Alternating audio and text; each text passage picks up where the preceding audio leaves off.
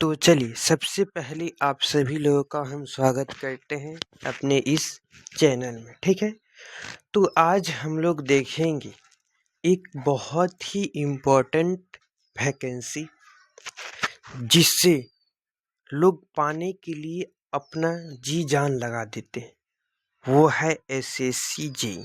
ठीक है, सबसे पहले देखिए कि आखिर ये एसएससी जेई है क्या। एक एक बात को हम बताएंगे, आप लोग पूरा ध्यान से सुनिएगा। ठीक है, देखिए एसएससी जेई का मतलब होता है स्टाफ सिलेक्शन कमीशन। ये एसएससी का फुल फॉर्म होगा। और जेई मतलब जूनियर इंजीनियर, मतलब ये एक गवर्नमेंट जॉब है जूनियर इंजीनियर का। ठीक है, इसमें हम लोग मेनली क्या बात करेंगे, इसका एग्ज़ाम पैटर्न क्या होता है। ठीक है, एग्ज़ाम पैटर्न क्या होता है, उसके बाद से हम लोग बात करेंगे इसमें इसकी एज लिमिट क्या होता है, उसके बाद से नंबर ऑफ वैकेंसी कितनी होती है। ठीक है, उसके बाद से क्वालिफ़िकेशन क्या होता है, उसके बाद से हम लोग क्या देखेंगे, क्वालिफ़िकेशन के बाद से इसका सिलेबस, इसके बाद से एग्ज़ाम पैटर्न, इसके बाद से सैलरी। ठीक है, तो ये इतना तो लिखा है, लेकिन हम आप लोगों को एक एक बात, सारी बात को हम यहाँ पर बता देंगे। ठीक है, केवल आप लोग ध्यान से सुनिएगा। ठीक है, देखिए यह एसएससी जेई एक जूनियर इंजीनियर का पोस्ट होता है। ठीक है, तो अब हम लोग देखते हैं कि आखिरकार इसका एग्ज़ाम पैटर्न क्या होता है। ठीक है, उससे भी पहले हम लोग ये देख लेते हैं कि आखिर इसको कौन कौन स्टूडेंट भर सकता है। ठीक है, तो वैसे स्टूडेंट जो डिप्लोमा किए हुए हैं या उसके आगे अगर इंजीनियरिंग का कोर्स किए हुए हैं, उससे आगे का, डिप्लोमा के आगे का, तो वो लोग इसको भर सकते हैं। ठीक है, जो लोग डिप्लोमा में हैं, इलेक्ट्रिकल, मैकेनिकल, सिविल में ये सब किए हुए हैं, तो वो भर सकते हैं। ठीक है, अब देखिए आगे हम लोग बात करेंगे कि आखिरकार इसका एग्ज़ाम पैटर्न क्या होता है। ठीक है, तो यहाँ पर आप लोग ध्यान से समझिएगा। ठीक है, एग्ज़ाम पैटर्न के बारे में बता रहे हैं, आप लोग ध्यान से सुनिए का कोशिश करिएगा। ठीक है, देखिए इसमें आप लोग देखिएगा तो सबसे पहले होता है CBT 1। ठीक है, CBT 1 यानी कि इसको हम लोग कहेंगे कंप्यूटर बेस्ड टेस्ट। ठीक है, तो देखिए इस CBT 1 में क्या क्या पूछा जाता है उसकी बात हम लोग करेंगे। ठीक है, उस टॉपिक को जो यहाँ पर हम लिखे हुए हैं कि ये, इसको हम आप लोगों को सबको बता देंगे, इस पर ध्यान में न रखिए। ठीक है, हम लोग देखते हैं कहाँ पर हम गए थे, यहाँ पर। तो CBT 1 में पहले देखिएगा तो पहले होता है नॉन टेक, नॉन टेक। ठीक है, नॉन टेक्निकल, और दूसरा होता है टेक्निकल। ठीक है, टेक्निकल। ठीक है, तो सबसे पहले हम लोग देखते हैं कि इस नॉन टेक में क्या क्या आता है। ठीक है, तो अगर आप लोगों को नॉन टेक पढ़ना है, अच्छा करना है, तो सबसे पहले आप लोग देखिएगा उसमें पूछता है रीजनिंग। ठीक है, रीजनिंग। ठीक है, दूसरा पूछता है इसमें क्या, तो जीके जीएस, यही दो पूछता है। ठीक है, रीजनिंग और जीके जीएस। रीजनिंग 50 नंबर का और जीके जीएस 50 नंबर का। ठीक है, यानी कि पूरा मिलाकर के 100 नंबर का हो गया। ये 100 नंबर आप लोगों को नॉन टेक के द्वारा आएगा।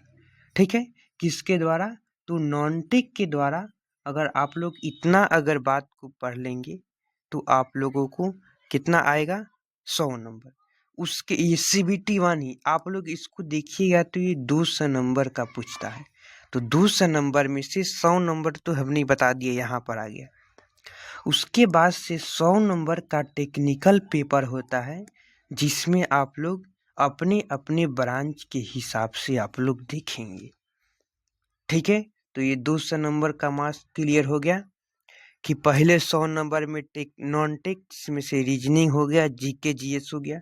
टेक्निकल में आप लोग देखिएगा तो आप लोग जिस ब्रांच से इलेक्ट्रिकल, सिविल, मैकेनिकल जिस ब्रांच से किए हुए हैं उस ब्रांच से आप लोगों का टेक्निकल 100 नंबर का क्वेश्चन रहेगा। बोलिए, इस बात में भी कोई दिक्कत है? नहीं है।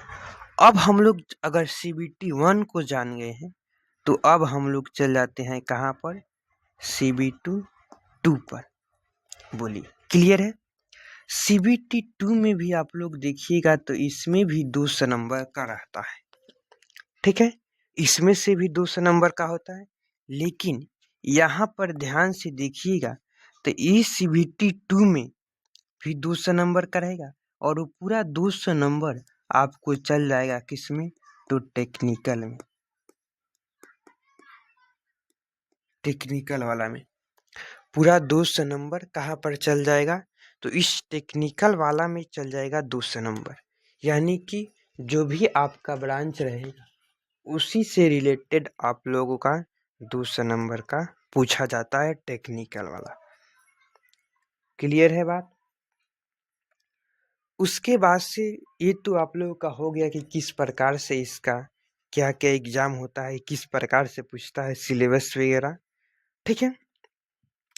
आगे हम लोगों को देखने वाला क्या बात है वो हम लोग देखते हैं, ठीक है। तो चलिए, तो हम लोगों ने देख लिए, आगे हम लोग देखेंगे किसके बारे में। तो देखिए, आगे हम लोग देखते हैं कि इसका एज लिमिट क्या होता है। एज लिमिट पूरा बात को हम क्लियर कर देंगे, ठीक है। आप लोग ध्यान से देखते चलिएगा। देखिए, एज लिमिट क्या होता है, ठीक है। इसका एज लिमिट होता है 18 से लेकर के 32 साल के बीच में अगर आप लोग हैं तो आप लोग इस फॉर्म को भर सकते हैं, भरने के लिए एलिजिबल है, ठीक है। अब देखिए, अगर आप SC या ST से हैं तो आप लोगों के लिए 5 वर्ष यानी कि 5 ईयर की आप लोगों की छूट रहेगी, 5 वर्ष की। अगर आप लोग OBC से हैं, OBC, तो आप लोगों की 3 ईयर की छूट रहेगी, ठीक है, OBC से हैं तब। अगर आप लोग PWD से हैं तो आप लोगों की 10 ईयर की छूट रहेगी, ठीक है। अगर आप लोग PWD OBC से हैं तो आप लोगों की कितनी? तो 13 साल की छूट रहेगी। अगर आप लोग PWD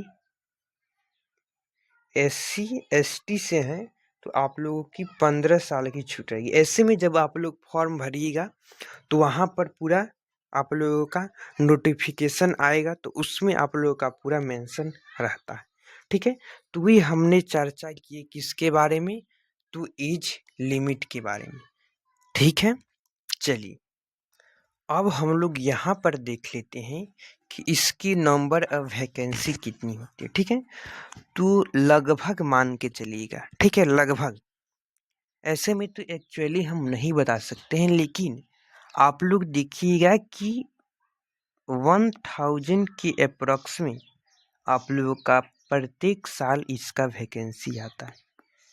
1000 के अप्रॉक्स में प्रत्येक साल इसका वैकेंसी आता है, ठीक है। तो वैकेंसी भी क्लियर हो गया। अब हम लोग क्या देखेंगे? तो अब हम लोग बात करते हैं कि इसकी सैलरी क्या होती।